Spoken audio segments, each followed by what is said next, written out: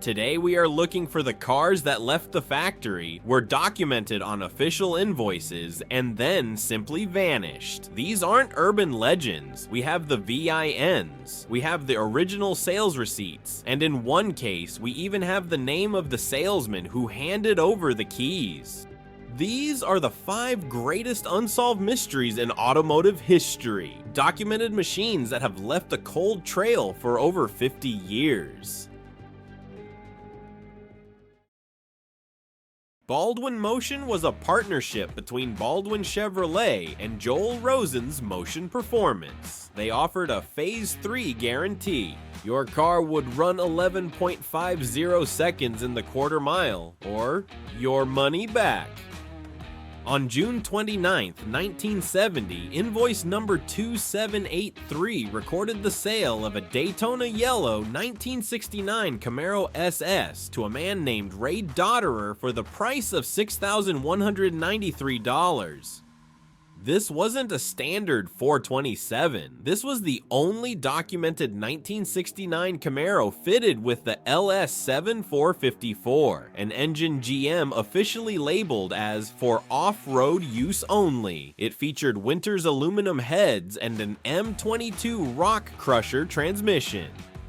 While a restoration of an LS7 Camaro was famously featured on Dream Car Garage, the original unrestored history of this specific VIN between the late 1970s and the early 2000s contains a massive gap. In a world where Baldwin-Motion cars are now worth north of $250,000, the verified original survivor state of the LS7 prototype remains one of the most debated topics in the Motion registry.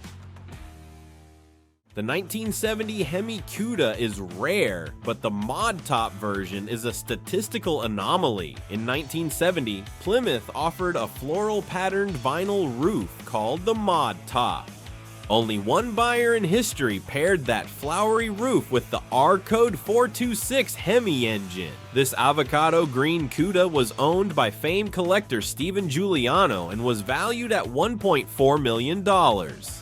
The facts of its disappearance are chilling. On April 25, 2016, the car was stolen from a private garage in Westchester County, New York, just before it was scheduled to be shipped. Despite a $50,000 reward offered by Hagerty Insurance and massive publicity, the car has never been recovered. Because it is a one-of-one build, it is impossible to sell or show. Somewhere, one of the most recognizable muscle cars ever built is sitting in a dark room, stripped of its identity or hidden behind a false wall. While the world celebrated the discovery of Little Red in a Texas field in 2018, its sister car, chassis number 0139, holds a much more complex history. This was the only 1967 GT500 Convertible ever built by Shelby American. It was the engineering mule used for all the 1968 brochure photos and press kits. Documented on production order December 7th, 1966, this car was assigned directly to Carroll Shelby. The mystery here isn't that it's missing today. It was actually found and restored in 2014, but the stolen and recovered invoice from June 1967. Invoice number 5040 shows Zurich American Insurance paid for repairs after the car was stolen and returned with its carburetors, radiator cap, and air cleaner missing. The car survived the theft, multiple styling changes, and Ford's strict policy of crushing prototypes. It is the only 1967 big block Shelby convertible to ever escape the factory alive. The 1954 Waldorf Nomad was the star of GM's Motorama. It was a Corvette-based station wagon that never saw production. For years, historians believed only one was built. However, forensic research by historian David Temple suggests there were actually 3. One was officially documented as being scrapped in July 1955, but here is the anomaly. Photography exists of a 1954 Nomad on display in Toronto 6 weeks after that scrap date.